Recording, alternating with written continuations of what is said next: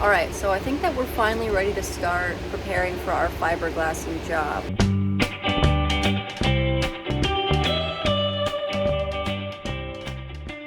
As some of you saw on the Patreon, we've really been struggling with what materials are best to use for this big fiberglassing job that we've been gearing up for. Balsa is talked about like it's a thing of the past. Like, no one really uses that anymore, but then when I do research on PVC and foam fillings, it seems like they're either not as durable or they don't bond as well with the resin. So to me, it seems like balsa is still the best option. And then fiberglassing types. There's so many different types of fiberglass, matte, cloth. He kept mentioning something called biaxial. Is every resin the same? Are all resins made equal? What kind of fiberglass should we buy, and is balsa core really dead? These are my questions this morning. If you have input, I'd love to hear it. After lots of research and many trips to the fiberglass supply store, we settled on 1708 biaxial, West System resin, and much to our supplier's chagrin, balsa core.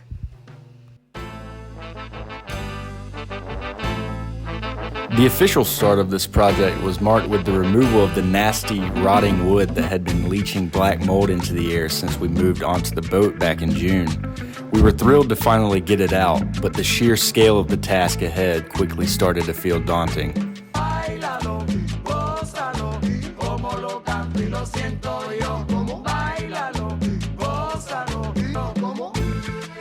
We budgeted 2 days for this project originally.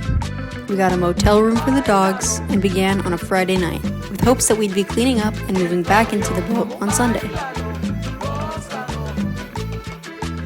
However, as we're figuring out, the timeline we usually give ourselves to finish a project is bullshit, and it almost always ends up taking us 2 or 3 times as long. That's gonna take a while. We started to realize this on Friday night after our first cuts of fiberglass revealed a far further reaching area of wet, rotten core than we expected to find. We really didn't know how extensive the core rot was, and when we started cutting away the old fiberglass, we started with a tiny area before quickly realizing that the damage was far more expansive than we thought.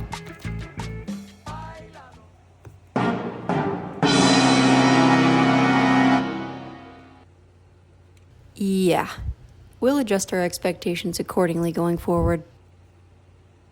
We left the boat around midnight to go get some sleep and discuss our findings. On the morning of day 2, we knew we were going to have to alter our plans, but we still had completely unrealistic expectations, and it was clear that we still had no clue how big this project was and how long it was going to take us. Alright, so we're back at the boat today. Our plan last night was to get all of the fiberglass cut away and the rotten core pulled out, and then naively we thought we were going to put the new core in and let that cure overnight so that we could just come this morning and glass over it. But as we started cutting it away, we realized there was more rotten core than we anticipated, and then even the core that's not rotten is still damp. So we cut away most of the rotten core, put a fan on it to try and dry out what's not rotten, and then we're going to try to clean it up as best we can today before we put in some new core and glass over that after the core cures, which is going to take some time. I don't know realistically how much of this we're actually going to accomplish today, but we are going to do our best and do as much as we can. Step by step. First, we're going to take the chain plate out, and we'll go from there. It doesn't take an expert to recognize that these chain plates have not been properly bedded. I mean, they aren't even screwed down. This is the source of all the port side water ingress and consequential core rot.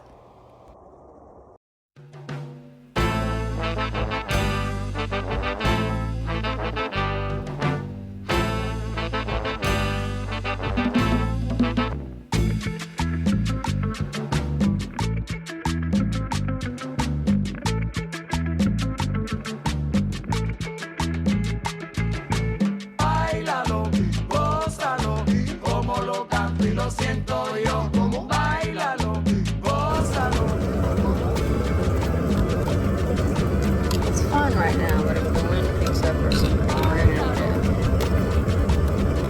think about supporting it. I can see the future!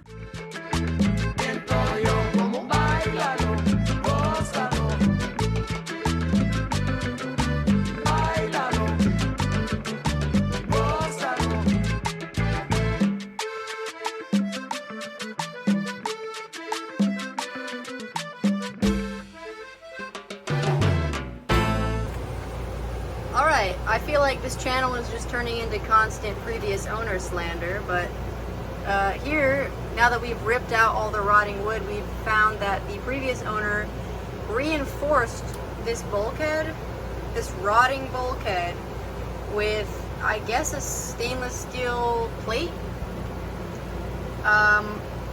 Instead of just replacing the rot and taking care of the water ingress, he just put a band-aid on it for us to deal with. So that's been pretty much the whole story of this boat thus far. This is our chain plate, and it looks like it has connected a miscellaneous wire to it, so that's exciting. Yeah, new discoveries.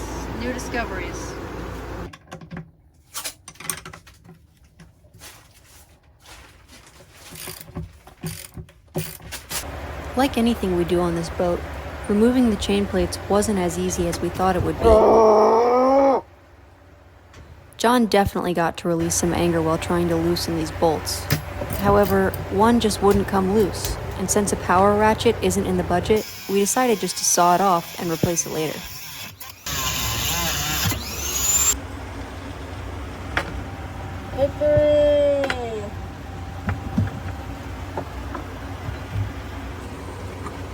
Chain plate is up! While John went back inside to continue cutting away the old fiberglass, I went about cleaning the old bedding so they'd be ready when we went to rebed them.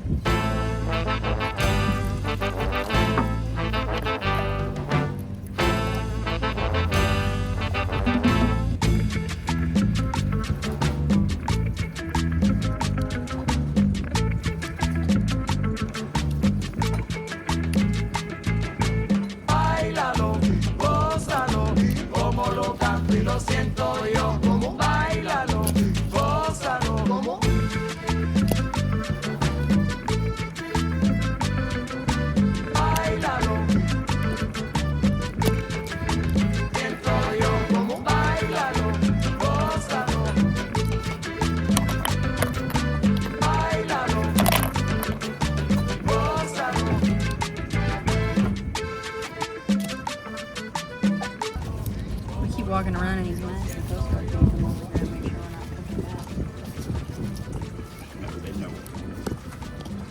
that. That would be a great meth lab. Because It'd be an incredible meth lab. because it makes go sense anywhere. for you to buy the hazmat suits and the masks and all the chemicals and it makes sense. You have like an alibi for that. And you can do and it then you can go take it 20 way miles offshore. Sure, yeah. For sure. That would be incredible. Why you don't blow yourself up?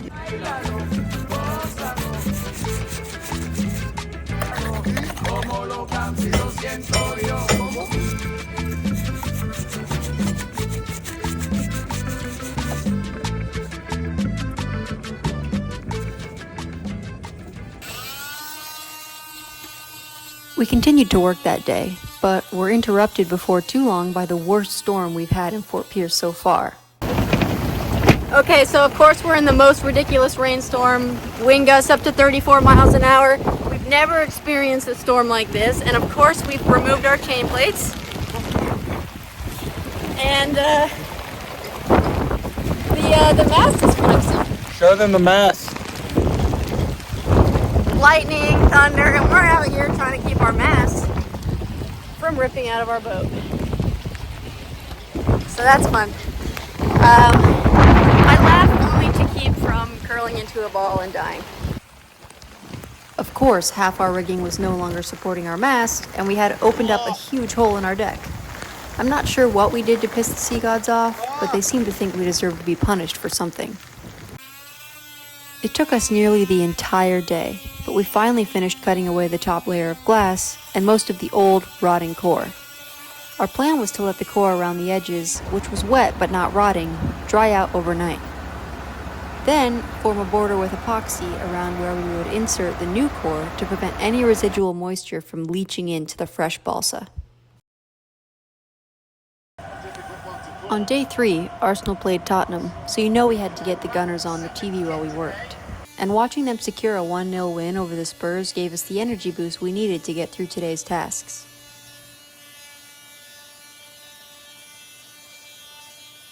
Before we could put any epoxy down, we needed to wipe away any dirt or dust that may have been left behind. Then, I mixed colloidal silica into the epoxy to thicken it and began filling the holes around the edges of where we would later place our new core. It was finally time to mix our epoxy and place our new balsa in the hole. But first, we would need to make a template.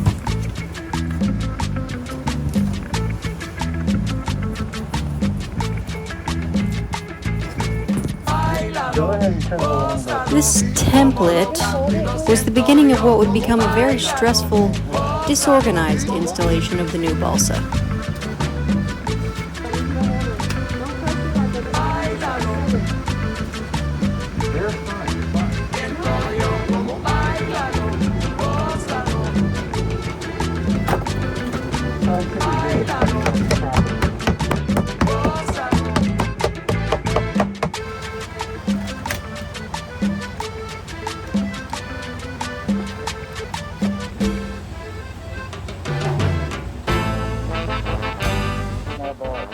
After a long, hard day, we finally got the new balsa in and could head back to the motel while it began curing for a well-deserved night's sleep. The next morning, John had to head back to work, so I went back to the boat by myself. This project has already taken way longer than we thought it would. And John had to go back to work today because it's Monday. So he's working now. He's gonna join me later tonight to glass over the core that we put in last night, which is hopefully going to be our last step. Or one of the last steps before we can move back into our boat and stop living in the nasty motel room that we've been living in for the last 4 days. We would have filled the area around the balsa last night, except for we ran out of filler. So I ran out today and got more of this. And this morning, I guess I'm on my own. I'm gonna mix up some more epoxy, fill in the holes around the balsa, and hopefully that'll cure so that tonight we can lay some glass and be done with this. The air conditioning broke last night as we were leaving, so it's gonna be nice and hot in the boat today. And I get to put on my itchy fiberglass filled suit, so it's gonna be really fun. It's gonna be really fun.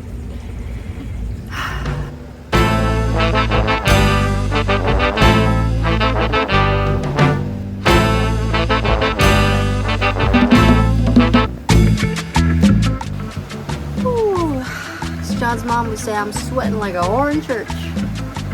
It's f***ing hot in here, but hopefully this won't take too long. Let's get her done. Como lo canto y lo siento yo, como bailalo, gozo, como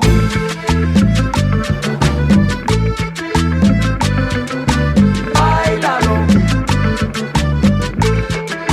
siento yo, como bailalo, gózalo.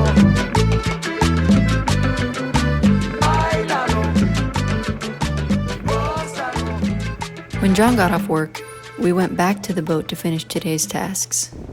Now that the epoxy had cured enough, we were able to sand down the surface and prepare it for fiberglass. Then it was time to actually lay the fiberglass. Now, we've never done this before, and it definitely shows. You'll see what I mean in a moment.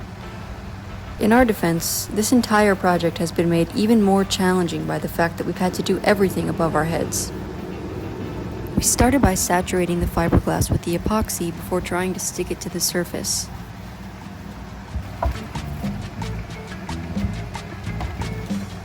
This did not go as smoothly as I'd hoped, and I'm still not sure why. I don't know. Did we not saturate the fiberglass enough to begin with? Was it saturated too much? Was the biaxle the wrong choice for an overhead project due to its thickness? Leave a comment if you're an over-the-head fiberglassing veteran and tell us where we went wrong. Because this Peel it off. No. We need to. Babe, listen to me. had me questioning all my life choices. Nevertheless, we persisted and eventually got the fiberglass up. It was much more stressful than I had anticipated, but it felt great to finally overcome the last major hurdle of this project.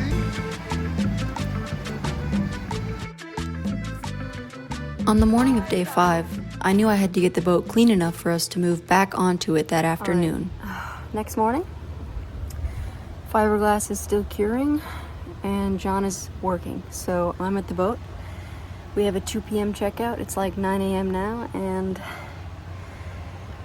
that leaves me about 5 hours to get the boat in a condition that we can move our family back into it. It's trashed right now. There's fiberglass dust everywhere, debris everywhere, stuff everywhere. The AC isn't working, so I have my work cut out for me. I think step number 1 is going to be to take everything to the laundromat. I won't bore you with footage of me cleaning the boat, but I finished just in time for our 2 p.m. checkout. After the fiberglass had cured for a few days, it was finally time to recut the holes for our chain plates so we could reinstall and rebed them before heading to Atlanta.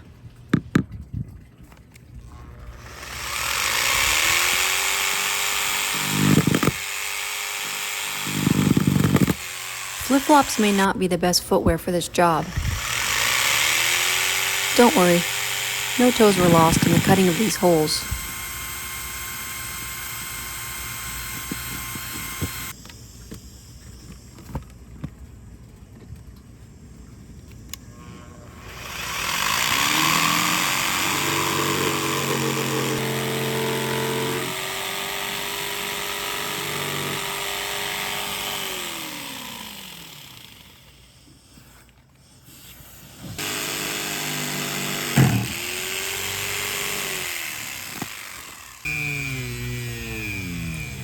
Once the holes were cut, I carved out about ½ an inch of the balsa around the edges so I could fill it with epoxy as an extra defense against water ingress. Alright, I forgot to record it. I got in the zone. But you saw me burrowing out the new core about a ½ inch around the hole that we cut for the chain plate, just to make sure that we could fill it with epoxy so that if water did come in through our chain plate bedding, it wouldn't just immediately damage our core. So I've filled it with epoxy. And next step is going to be to rebed the chain plate.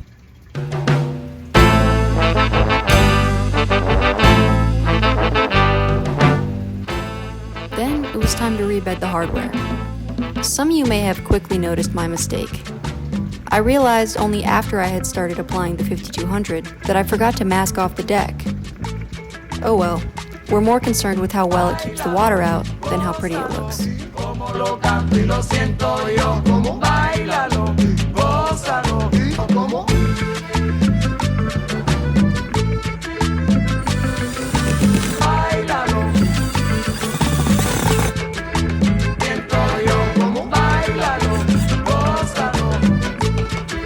Despite the challenges we faced during our first major boat project, we learned so much, and it felt great to finally cross this big task off our list. If you made it this far, hopefully you enjoyed the video. We're going to need all the help we can get on this journey, including yours. If you want to help support us on this adventure and help us keep making videos like these, check out our Patreon. The link's in the description. And remember, you can join completely free. And if you want to follow along with us, make sure to like, subscribe, and turn on notifications so you never miss a video. We'll see you guys next week. Báilalo, gózalo, como lo canto y lo siento yo.